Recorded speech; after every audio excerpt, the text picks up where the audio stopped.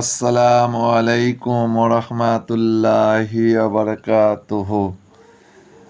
এই যে দেখছেন ফুরফুরা শরীফে হুজুরের নতুন বাড়ি।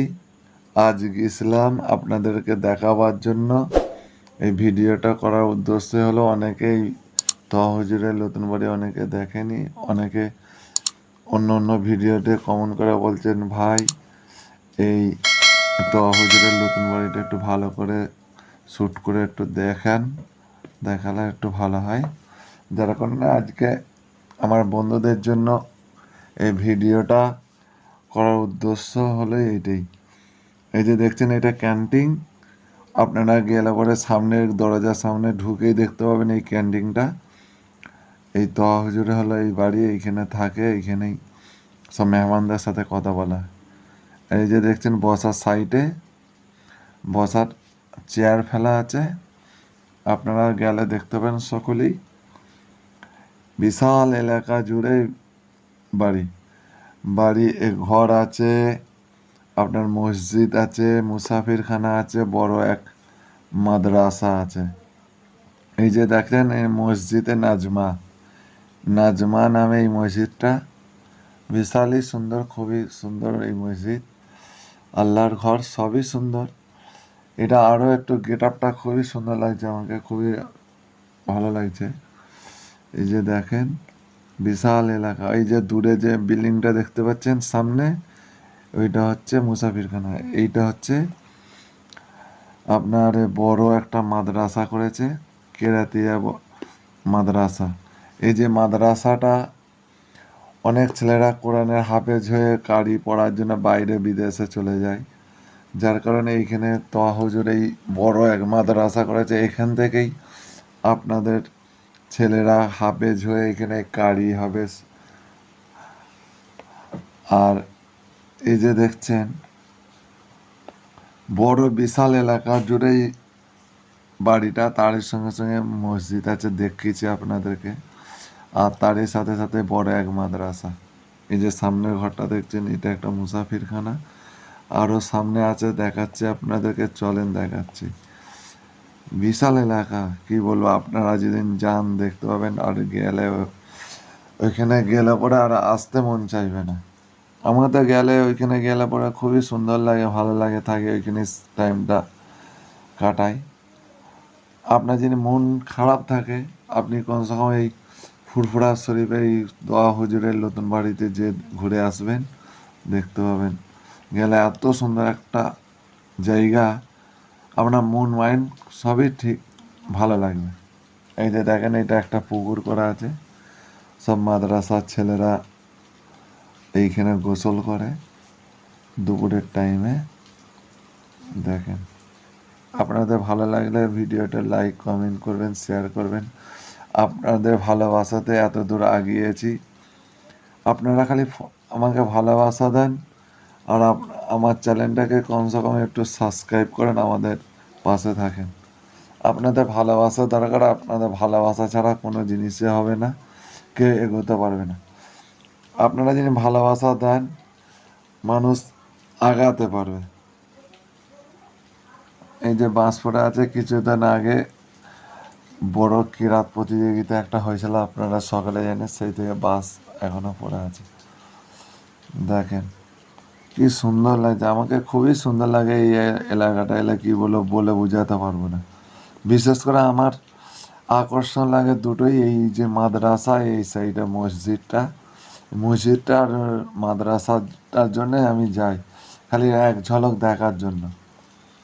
আপনারা দেখলে কি বলবো, আপনাদেরকে বলে বোঝাতে পারবো না। আপনারা কমসে কম একবার করে যাবেন, দেখবেন, আপনাদের আশা করি ভালো লাগবে।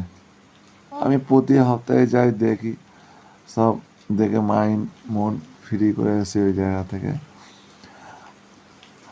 আপনাদেরকে আর একটা মাজার দেখাবো। সেই মাজারটা হলো আপনাদের হুগলি জেলার শেয়াখালা থেকে কিছুটা দূর পথ যেতে হবে, 5 কিলোমিটার মতন যেতে হবে। যেই জায়গাটার নাম হলো হুগলি জেলার বাঁশবাটি এলাকায় এই মাজারটা। এই মাজারটা আমি আগে জানতাম না, খোঁজ নিয়ে গিয়েছিলাম। এখানে যে দেখলাম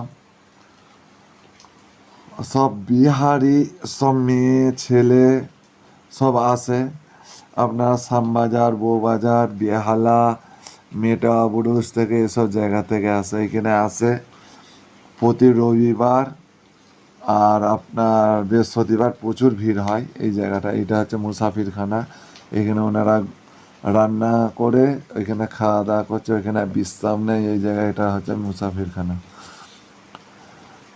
মেটা বুরুজ থেকে আসে, বেহালা থেকে আসে, রাজাবাজার থেকে আসে, যত সব বিহারি মানুষরা আছে আর আশপাশের লোকাল এলাকার মানুষও যায়, যে দেখলাম এখানে গেল আপনাদেরও মোটামুটি ভালো লাগবে। সবই ভালো এই জায়গাটায়। আমাকে একটা জায়গায় খুব খারাপ লাগছে, যে জায়গাটা হলে দেখেন আপনাদেরকে দেখাচ্ছে যে মাজারটা আছে, মাজারে ফুল সিন্নি চাদর, এই যে চাদর দিয়ে রেখেছে, এটা কিন্তু শরিয়াতে নিষেধ, ফুল চাদর দেওয়া যাবে না। এই জায়গায় সেরা করতেছে আর করতেছে, ফুল চাদর দিচ্ছে, এটা আমাকে খুবই খারাপ লাগে। এখনো মানুষ এত অবুঝ আছে বলে বোঝানো যাবে না।